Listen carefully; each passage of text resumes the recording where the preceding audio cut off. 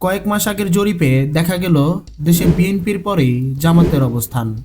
দুই দলের ওজন এখন নাকি প্রায় সমান সমান। বছরখানেক আগেও জামাতের এহেন উত্থান কল্পনা করা যেত না।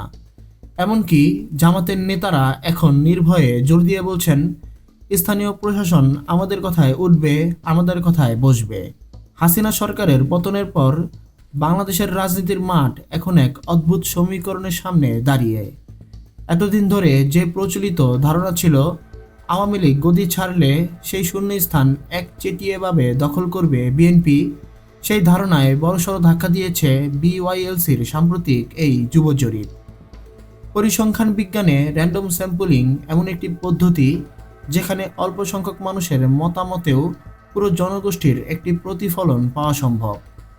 বিওয়াইএলসি গত 10 থেকে 25 অক্টোবর পর্যন্ত সারা দেশের 2545 জন তরুণের উপর এই জরিপটি চালিয়েছে। আগামী নির্বাচনে সরকার গঠনে এদের ভোট হবে সবচেয়ে নির্ণায়ক ফ্যাক্টর। তরুণদের 20% সমর্থন করছে বিএনপিকে, আর 17% সমর্থন জামাতে ইসলামীর দিকে। পরিসংখ্যানের ভাষায় একে বলা হয় মার্জিন অফ ইরর। মাঠ পর্যায়ে বিএনপি ও জামাত এখনো সমানে সমানে লড়ছে।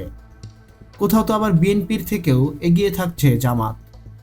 খুলনা বিভাগে জামাত ইতিমধ্যেই বিএনপিকে পেছনে ফেলে দিয়েছে। সেখানে জামাতের সমর্থন 29%, যেখানে বিএনপি পেয়েছে মাত্র 13% মানুষের সমর্থন। জামাত নিজেদের খুব দ্রুত মধ্যপন্থী ধর্মীয় দল হিসেবে রিব্র্যান্ডিং বা নতুন করে সাজানোর চেষ্টা করছে।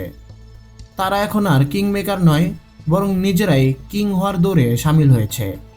সর্বাধিক ভোট প্রাপ্তির ভিত্তিতে বিজয়ী হওয়ার সিস্টেমে এই 17% ভোট যে কোনো আসনে জয় পরাজয় নির্ধারণে বড় ভূমিকা রাখবে। নজিরবিহীন জনরোষের পরেও 10% তরুণ এখনও বলছেন তারা আওয়ামী লীগকেই ভোট দেবেন। জরিপের সবচেয়ে বড় ব্ল্যাক বক্স বা রহস্যময় অংশটি হলো সিদ্ধান্তহীন ও নীরব ভোটাররা। প্রায় 30% তরুণ এখনও জানেন না তারা কাকে ভোট দেবেন। আওয়ামী লীগের সমর্থকরা জামাতকে কম খারাপ বিকল্প হিসেবে বেছে নিতে পারেন। জামাত ক্ষমতা এলে অন্তত এটি প্রমাণ হবে না যে ধর্মভিত্তিক রাষ্ট্রের উত্থান ঠেকাতে আওয়ামী লীগই একমাত্র বাধা ছিল। জাতীয় নাগরিক পার্টি বা এনসিপি বা তরুণদের যে রাজনৈতিক শক্তির উত্থান হয়েছিল, জরিপে তাদের জন্য রয়েছে দুঃসংবাদ। মাত্র 4% তরুণ তাদের প্রতি সমর্থন জানিয়েছেন। অন্যদিকে সিদ্ধান্তহীন 30% ভোটার এবং মতামত লুকাতে চাওয়া 14% ভোটার, এই 48% মানুষই আসলেই ঠিক করবেন আগামী দিনের বাংলাদেশ কে চালাবে। খেলার নিয়ম যে বদলে গেছে তা আপাতত পরিষ্কার।